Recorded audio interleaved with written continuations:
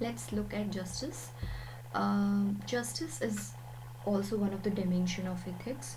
Justice का मतलब क्या है? Justice means being fair, और justice can be like वैसे जस्टिस को बहुत तरीक़ों से बताया जा सकता है, जैसे कि लास्ट लेक्चर में मैंने प्लेटो के बारे में बताया था, ठीक है, कुछ कार्डिनल वर्चूज़ दिए थे। तो प्लेटो के अकॉर्डिंगली जस्टिस का मतलब होता है, पहली चीज़ जस्टिस एक वर्च्यू है, दूसरी चीज़ की जस्टिस एक यूनिवर्सल चीज़ है। हर सोसाइटी एंड हर जगह लोग चाहते हैं कि जस्टिस उनके साथ में होना चाहिए, ठीक है, ये इटर्नल है, fine, it doesn't have any time limit. तो ये कुछ चीज़ें हैं जस्टिस के बारे में। अब हम क्रिमिनल डिमेंशन अलग देखेंगे, बट रिसोर्सेज की बात करें कि कैसे रिसोर्सेज के केस में जस्टिस होता है, ठीक है। जस्ट क्राइटेरिया अगर हम फॉलो करते हैं to allocate the resources by the state, मतलब क्या है कि इवन अगर आप देखें जो मेरी director principles of state policy है, आर्टिकल 39B and C, ठीक है, तो उसमें बात यही करी गई है कि जो भी एलोकेशन है ना रिसोर्सेज का, वो इस तरीके से हो कि वेल्थ कुछ ही लोगों के हाथ में कंसंट्रेट ना हो, ठीक है। तो ये क्या चीज़ है, ये क्या है? This is just allocation of resources, ठीक है। तो this also comes under justice. दूसरी चीज़ इसमें क्या हो सकती है कि हम क्रिमिनल डिमेंशन देखें। क्रिमिनल डायमेंशन में हम देखेंगे कि एक होता है रेट्रीब्यूटिव जस्टिस, ठीक है, that is eye for an eye, and Gandhi ji has said eye for an eye makes the whole world blind, ठीक है। सो आई फॉर एन आई, ये रेट्रीब्यूटिव जस्टिस, इसमें पनिशमेंट दिया जाता है। एक होता है रिफॉर्मेटिव जस्टिस, जिसमें कि पनिशमेंट के ना देकर बेसिकली रिफॉर्म होने का जो है एक चांस दिया जाता है क्रिमिनल को, उसकी काउंसलिंग की जाती है, मॉरल एजुकेशन दी जाती है, meditation and all. Obviously this reformatory justice is not possible in the rarest of the rare cases, right? So we are talking about, like, not talking about the rarest of the rare cases, fine. So then we have a deterrence theory of justice, ठीक है, where like uh, a deterrence has to be set up to ensure that justice is achieved, fine. then जब हमने ऊपर बात की थी अभी resources की कि जस्ट डिस्ट्रीब्यूशन हो रिसोर्सेज का, अब रिसोर्सेज का डिस्ट्रीब्यूशन जो है वो मेरिट बेसिस पे भी हो सकता है, रिसोर्सेज का जो डिस्ट्रीब्यूशन है वो इक्विटी बेसिस पे भी हो सकता है। Most of the time welfare जो वेलफेयर स्टेट होते हैं वहाँ पे इक्विटी के बेसिस पे जो है रिसोर्सेज का डिस्ट्रीब्यूशन करा जाता है। जैसे we have this PDS system in India, जहाँ पे कि राशन बहुत ही कम दाम में दिया जाता है, where is on the other hand those people who can afford that ration and very rich people, there is no such kind of subsidy on the food grains, right? So this is based on the equity based allocation है ये। तो ये भी एक तरीके का just distribution of resources है। And जब हम अभी जॉन रॉल्स का देखेंगे तो जॉन रॉल्स भी बेसिकली इस तरीके के डिस्ट्रीब्यूशन को जो है प्रेफर करता है, ठीक है। तो एक मेरिट के बेसिस पे और एक इक्विटी के बेसिस पे, दोनों तरीके का हो सकता है, ठीक है। अब हम आगे देखने वाले हैं the most important thing, that is the John Rawls one. John Rawls की जो थ्योरी ऑफ जस्टिस है ना, उसमें क्या है कि तो जो भी प्रिंसिपल्स हैं they are to be basis of any just society. John Rawls एक ऐसी थ्योरी देना चाहता था जिसमें वो ये बोलता है कि मेरे जो भी जस्टिस प्रिंसिपल्स हैं वो किसी भी सोसाइटी में अगर आप अप्लाई करोगे तो वहाँ पे जस्टिस मिलेगा, ठीक है। तो वो इम्पॉर्टेंट जो 3 प्रिंसिपल्स थे उसके वो क्या हैं? लिबर्टी फॉर ऑल, ठीक है, लिबर्टी सबके लिए होनी चाहिए, इक्वल अपॉर्चुनिटी फॉर ऑल, ठीक है। अगर सबके लिए लिबर्टी है तभी तो उन्हें चांस मिलेगा ना कि वो अपने मैक्सिमम डेवलपमेंट तक पहुंच पाएँ, जो उनके अंदर एक क्रिएटिविटी या काबिलियत है, एप्टीट्यूड है, उसको वो एनहांस कर पाएँ और स्किल में कन्वर्ट कर पाएँ, राइट। एंड दूसरी चीज़ equality of opportunity for all. जब सबके पास में इक्वालिटी ऑफ अपॉर्चुनिटी होगी, ठीक है, तभी तो जो हम आर्टिकल 16 में भी पढ़ते हैं, ठीक है, राइट टू इक्वालिटी के अंदर भी 15-16 में यही पढ़ते हैं।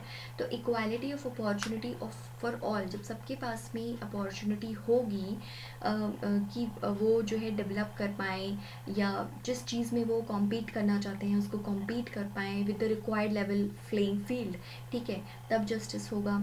एंड तीसरी चीज़ होती है कि खाली क्वालिटी ऑफ अपॉर्चुनिटी से तो काम चलेगा नहीं भाई, जो वीकर सेक्शंस हैं उन्हें आपको थोड़ी तो एड देनी पड़ेगी ना। तीसरी चीज़ है डिफरेंस प्रिंसिपल। डिफरेंस प्रिंसिपल क्या कहता है, differentiation of society is accepted so long as such differentiation is in the benefit of least disadvantaged। मतलब कि ये जैसे पहले बोला कि सबके पास में लिबर्टी हो, दूसरा बोला सबके पास में इक्वालिटी ऑफ अपॉर्चुनिटी हो, ठीक है। अब तीसरी चीज़ बोला गया डिफरेंस प्रिंसिपल, ठीक है। क्या आप सोच सकते हो कि एक ऐसा बच्चा जो कि बहुत ही ट्राइबल एरिया से आता हो, जहाँ ऑनलाइन एजुकेशन तो भूल ही जाइए, ठीक है, सही से बुक्स भी अफोर्ड नहीं कर सकते हैं, क्या वो बच्चा किसी एक प्रिविलेज फैमिली के बच्चे से कॉम्पीट कर सकता है? करेगा ऑब्वियसली, आज नहीं कल करेगा, ठीक है। बट जो टाइम पीरियड लगेगा उसको वो चीज़ अचीव करने में, ठीक है, उसके लिए तो उसकी थोड़ी बहुत हेल्प करनी पड़ेगी ना, ये स्टेट की रिस्पॉन्सिबिलिटी है, ठीक है। तो यहाँ पे बात आती है डिफरेंस प्रिंसिपल की। डिफ्रेंसिएशन ऑफ सोसाइटी हम तब तक एक्सेप्ट करेंगे अगर उस डिफ्रेंशिएशन से जो भी सोसाइटी का लीस्ट डिसएडवांटेज सेक्शन है या इंडिविजुअल है उसका बेनिफिट होता होगा। तो ये तीन प्रिंसिपल्स जो हैं John Rawls theory of justice में हम याद रखने हैं हमें। क्या? लिबर्टी फॉर ऑल, दूसरी चीज़ equality of opportunity for all, but सबसे इम्पॉर्टेंट चीज़ डिफ्रेंसिएशन प्रिंसिपल या डिफरेंस प्रिंसिपल। अब से इसको आपको ऑप्शनल के पॉइंट ऑफ व्यू से लिखने की बिल्कुल ज़रूरत नहीं है, मैंने एग्जाम्पल्स भी बिल्कुल जीएस के पॉइंट ऑफ व्यू से ही दिए हैं, तो उसी तरीके से जीएस के पॉइंट ऑफ व्यू से ही हमें एग्जाम्पल्स देने हैं। John Rawls theory of justice में एक वेल ऑफ इग्नोरेंस टर्म भी यूज़ होता है, बिकॉज आई डोंट थिंक कि उसकी ज़रूरत पड़ेगी, but veil of ignorance principle John Rawls की थ्योरी में यही कहता है कि जब आपको ये डिसाइड करना होता है कि लाइक हमें सोसाइटी के लिए कैसे रूल्स बनाने हैं, ठीक है, तो हम अपनी आंखों पे एक वेल मतलब एक पर्दा लगा लें इग्नोरेंस का।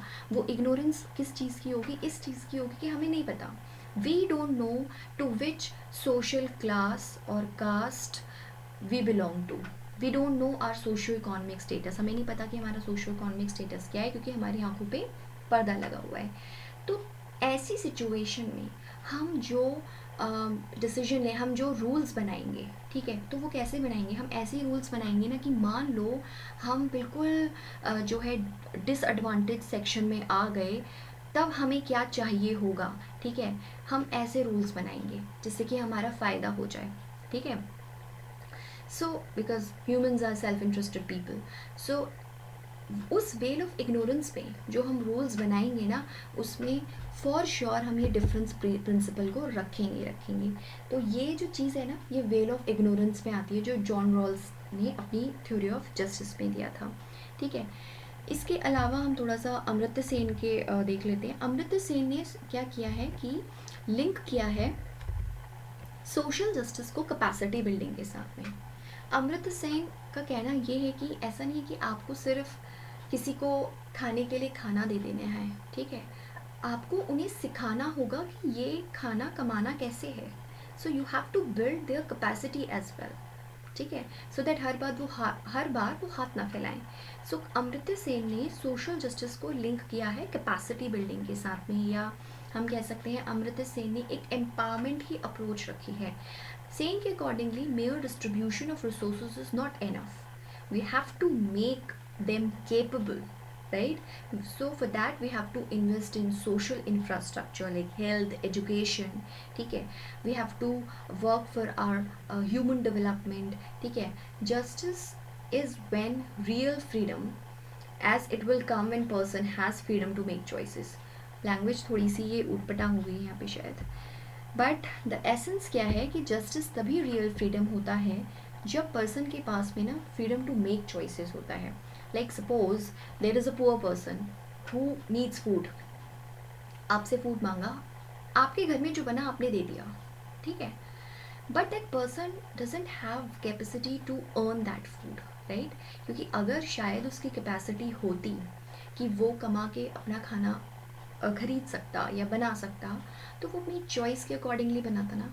चॉइस नहीं है यहाँ, आपने दिया, लिया, खाया, there is no capacity building, ठीक है। और अगर उसकी कैपेसिटी बिल्डिंग होती तो वो सिर्फ अपना पेट नहीं भरेगा बट अपनी फैमिली का भरेगा, ठीक है, सोसाइटी को भी कुछ देने की कोशिश करेगा, ठीक है। तो इस तरीके से अमर्त्य सेन ने सोशल जस्टिस को कैपेसिटी बिल्डिंग के साथ में रिलेट किया, इसको हम एम्पावरमेंट अप्रोच भी कह सकते हैं। एंड इसके लिए हमें क्या करना है हम समझ गए हैं। जस्टिस रियल तभी होता है जब फ्रीडम टू मेक चॉइस होगी, ठीक है। सो इस लेक्चर में हमने देख लिया कि एटलीस्ट हमने रिवाइज कर लिया इन शॉर्ट कि justice as a dimension of ethics क्या है, ठीक है।